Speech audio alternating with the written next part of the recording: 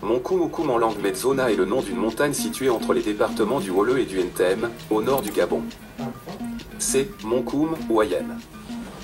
C'était un lieu paradisiaque et mystérieux en raison de sa forme particulière. En effet, il y a de nombreux artefacts et des écofacts relevant l'existence d'une vieille civilisation.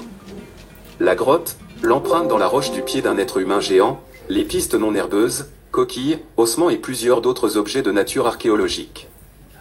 Entre les 14 et 19 siècles, le peuple Ekang et alliés y vivaient avant leur éparpillement dans les 6 directions du Gabon actuel ainsi que la Guinée équatoriale. Les anciens Ntumu ont dit que ce lieu était sacré, et de nombreux rites initiatiques se pratiquaient. Au sommet, les guerriers avaient la possibilité de veiller nuit et jour sur l'ensemble des villages et pouvaient signaler la présence des ennemis venant au loin. Au pied du mont, il y avait de jolis cours d'eau destinés non seulement à la consommation, aux usages multiples, mais aussi aux cérémonies de purification, de guérison de l'esprit, le corps et l'âme des personnes invitées, de jolis villages qui se suivaient à la queue leu-leu. Le travail de guérison spirituelle, de l'élévation de l'âme et de l'obligation que nous avons d'assumer les fautes de nos ascendants s'entend dans les récits des initiés.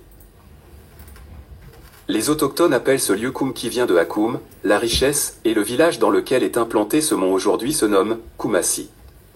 Bien qu'il renvoie, sous le mont Koum ou au pied du rocher, il serait mieux de dire, Akoumsi, la richesse de la terre. Au XIXe siècle, la région, Sud-Cameroun, va être prise en otage par les barbares sans pareil, les forces impériales, colonialisme et christianisme. Les peuples qui y vivaient se virent menacés de mort, s'en survinrent des enlèvements et des tueries de masse des résistants qui refusaient de se convertir à la civilisation brutale des forces étrangères. Les autochtones, les Ekang, vont quitter petit à petit les lieux à la recherche de nouvelles terres d'accueil. Certains vont aller du côté de Wollo, de Ntam, Okala, Komo, Moyen Ogoué, Ogoué maritime, Ogoué Ivindo, Cameroun, Souanké au nord-ouest de la République du Congo. La recommandation des anciens aux jeunes, après avoir constaté le traumatisme causé par l'invasion des barbares, était que le voyage intérieur est essentiellement un conditionnement de la conscience à demeurer éveillé pour maintenir la famille et le clan, Ayong, en vie ainsi que le lien avec le divin.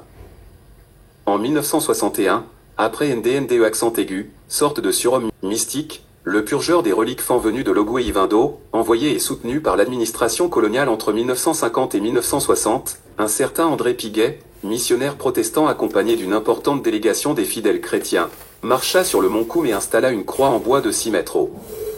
Il vociféra qu'il s'agit d'un lieu de rencontre des sorciers, des enfants du diable, des gens qui iront en enfer, qu'il est venu détruire au nom du tout-puissant Jéhovah. Par cette action, les missionnaires protestantes françaises ont voulu faire du mont Koum un lieu de pèlerinage et de rassemblement de la jeunesse chrétienne du Wollo-Ntem. La région est colonisée, et l'évangélisation a eu raison sur les formes de croyances locales. Les chefs coutumiers, pour sauvegarder leurs familles et clans, sont devenus chrétiens et auxiliaires de commandement de l'administration coloniale. En 1982, la fameuse croix en bois sera remplacée par celle en béton armé qu'on aperçoit toujours aujourd'hui au sommet du mont Koum. Malheureusement, le projet, de la grande démystification du mont ainsi que les rassemblements des jeunes chrétiens, ne s'est plus concrétisé. Il est déplorable de constater l'abandon de ce lieu autrefois sacré lorsque les Ekang y étaient souverains.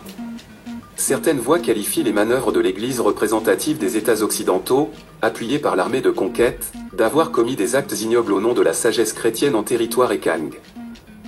La jeunesse consciente, intégriste et désireuse de retourner aux traditions religieuses locales, demande la destruction de la croix romaine au-dessus du mont Koum, car inconfortable aux pratiques spirituelles locales. Cet appel cadre avec certaines initiatives de ce genre entreprises par les peuples du Cameroun, notamment les Bassa qui appellent à la destruction de la croix placée à l'entrée de la grotte 6 sur la montagne Ugok Lituba, la montagne sacrée. Copyright Génération Ekang. Texte de Venant de Bomam extrait de Les Chroniques de Messagne. Jeudi Anthropologie et Libreville, le 13 juin 2024.